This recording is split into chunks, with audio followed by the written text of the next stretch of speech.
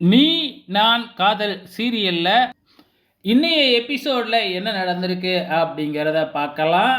So இதுதான் நடக்கும் அப்படிங்கிறது நமக்கு நல்லாவே தெரியும். ஸோ நம்ம நினச்சது எல்லாமே நடந்திருக்குங்க இந்த சீரியல்ல.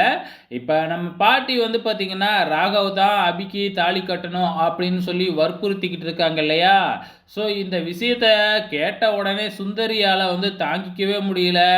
என்னடா இந்த அபியை முகத்திலேயே இனிமேக்கு முழிக்கக்கூடாதுன்னு பார்த்தா இவ நம்ம வீட்டுக்கே வந்துருவாளாட்டுக்கே அப்படின்னு சொல்லிட்டு எப்படியாச்சும் தடுத்து நிப்பாட்டணும்னு சொல்லி இருக்கிறதுலையே அதிகமாக வந்து பார்த்திங்கன்னா சுந்தரி தான் மல்லு கட்டி பேசிக்கிட்டு இருக்கிறாங்க.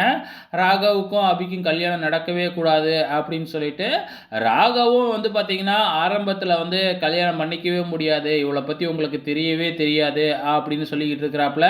இங்கே அபி இருந்துக்கிட்டு இல்லை இல்லை எங்கள் 2 பேர்த்துக்கும் செட் ஆகாதுன்னு உங்கள் எல்லாருக்குமே தெரியும், அப்புறம் எதுக்கு வற்புறுத்தி எங்களுக்கு கல்யாணம் பண்ணி வைக்கிறீங்க அப்படின்னு வந்து பார்த்திங்கன்னா பேச ஆரம்பிக்கிறாங்க.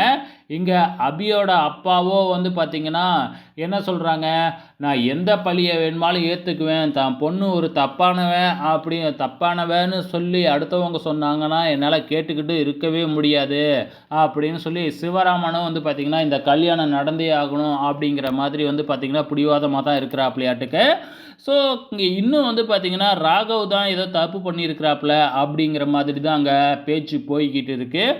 ஏன்னா நடந்த உண்மை என்ன அப்படின்னு ஏன் நீ சொல்லவே இல்லை அப்படிங்கிற மாதிரி தான் பாட்டி, அஞ்சலி எல்லாருமே கேள்வி கேட்குறாங்க. ஸோ ஏன் தான் வந்து பார்த்திங்கன்னா இந்த ராகவும் சரி ராகவால் சொல்ல முடியாது, ஏன் இந்த அபியும் வந்து பார்த்திங்கன்னா உண்மையை சொல்லாமல் மறைச்சிக்கிட்டே இருக்கிறாங்க அப்படிங்கிறது தெரியவே இல்லை. யாராச்சும் ஒருத்தவங்க உண்மை சொல்லியிருந்தால் அப்படியே எல்லாம் சுமூகமாக முடிஞ்சிருக்கும். ஸோ ஏதாச்சும் ஒரு பிரச்சனையை கொண்டு வரலைன்னா சீரியலை நவுத்த முடியாது இல்லையா? ஸோ அதுக்காகவே இப்படி ஒரு பிரச்சனை ட்விஸ்ட்டை வச்சு கொண்டு போகிறாங்க. ஸோ ஃபைனலாக பாட்டி வந்து பார்த்திங்கன்னா, உங்கள் அம்மா இருந்திருந்தா இப்படி தான் நீ சொல்லிக்கிட்டு இருப்பியா அப்படிங்கிற மாதிரியும் சொல்லிக்கிட்டு இருக்காங்க. ஒரு பொண்ணோட வாழ்க்கையை கெடுத்துவிட்டு நீ மாட்டுக்கு இப்படி நிற்கிறியே அப்படின்னு பாட்டி வந்து வளைச்சி வளைச்சி நம்ம ராகவ்கிட்ட கேள்வி கேட்டுக்கிட்டே இருக்கிறாங்க.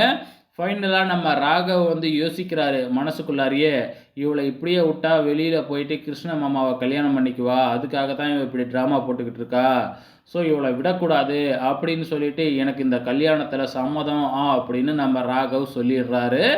ஏன்னா வந்து பார்த்திங்கன்னா இப்போ அபியை தனியாக விட்டா போயிட்டு அபியை போயிட்டு மாமாவை கல்யாணம் பண்ணிக்குவா, அதுக்காக தான் இவள் ட்ராமா போட்டுக்கிட்டு இருக்கான்னு நம்ம ராகவ் நம்புறதுனால ஓகேன்னு சொல்லிடுறாங்க. சரி இப்போ நம்ம ராகவ் ஓகேன்னு சொல்லிட்டாரு. சுந்தரிக்கு பயங்கர அதிர்ச்சி.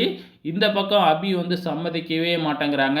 ஃபைனலாக வந்து பார்த்திங்கன்னா நம்ம சிவராமன் வந்து நீ வந்து இந்த கல்யாணத்துக்கு சம்மதிக்கலை அப்படின்னா நான் ஆப்ரேஷன் பண்ணிக்க மாட்டேன், கூடிய சீக்கிரத்தில் செத்து போயிடுவேன் அப்படின்னு சொல்கிறதுனால நம்ம அபியும் வேறு வழியே இல்லாமல் கல்யாணத்துக்கு சம்மதிச்சிட்றாங்க. 2 பேருமே போயிட்டு மணமேடையில் உக்காந்துருக்குறாங்க. இன்னும் எபிசோடை பொறுத்தளவு வெயிட் பண்ணி பார்க்கலாம் நாளைக்கு என்ன நடக்குதுன்னு.